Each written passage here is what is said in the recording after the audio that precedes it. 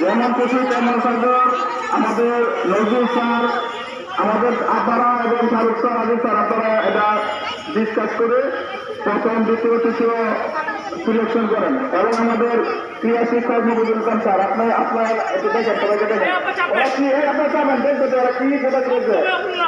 আপনারা একটু দেখে যাবেন, যাবেন না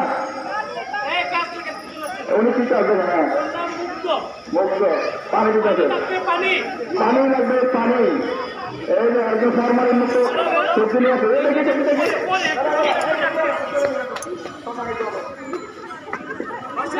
এটা বলে রে, অভিনয় করে এটা। শিক্ষক আমিরুল ইসলাম, প্রধান শিক্ষক।